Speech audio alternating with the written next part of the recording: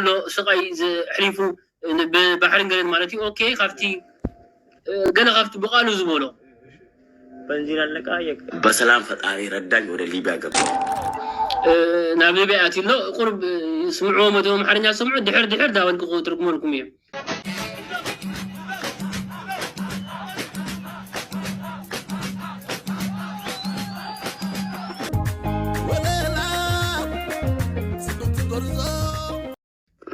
ሊቢያ ውስጥ ትንሽ ገንዘብ ሰራውና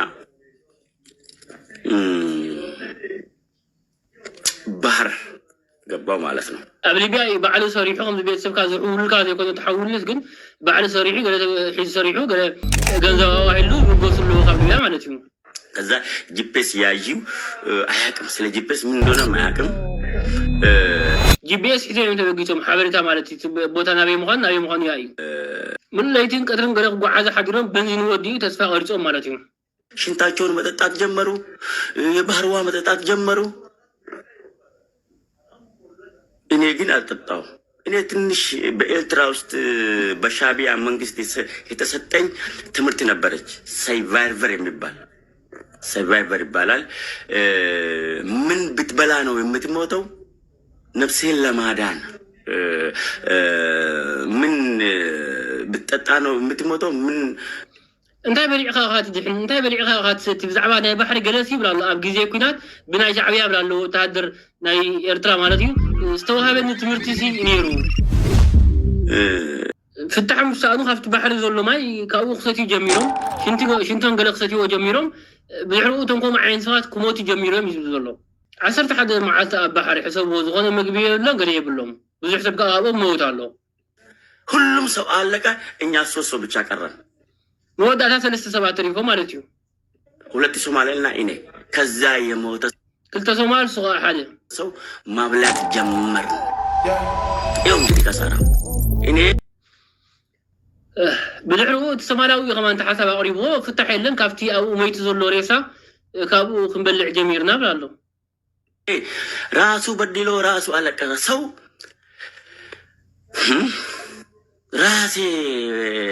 በራሴ ያመጣው ከሳራ ከዛ እኛ ሶስት ሰው በምርትራና ባህር ላይ የቀረ እኛ ሶስት ሰው የሞተ ሰዎችን ማብላት ጀመርን ዝመተሰብ ክንበልዕ ጀሚርና ይዘሎ እኔና ሁለቱ ሶማሌም የሞተ ሰው እንኳን በልቶ ከሞት ሊድኑ አልቻሉም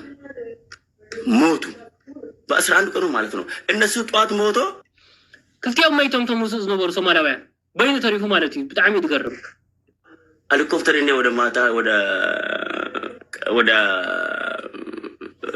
ማታ አካባቢ ነው መሰለኝ መጣልኝ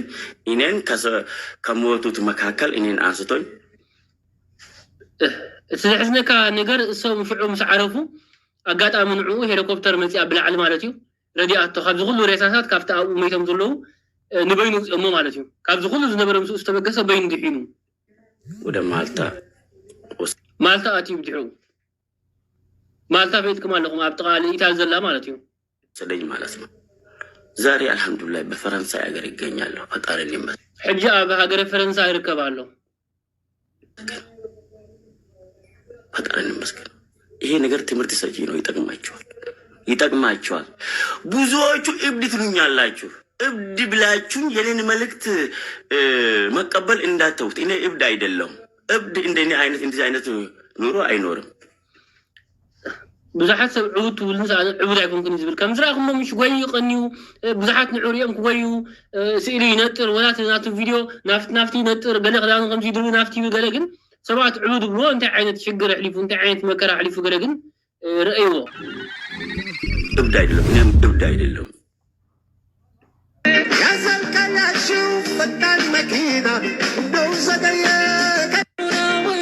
ያዘልካያችሁ ፈጣን መኪና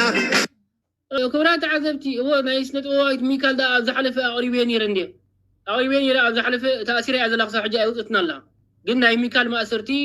ከምቲ ዝበልኩኹም ብፖለቲካ ገለ ዘይኮነ ብሰንኪታ ሓንቲ መሓዛ ኢትዮጵያዊት ኣሲራታ ገለ ትበሃል ብናታ ዝመፀ ጉዳይ እዩ ናይ ምሕዝነት ናይ ኢትዮጵያዊት ኣቕሪብያ ነይረ ሚካል ኣይውፅእትና ኣላ ክብራት ዓዘብቲ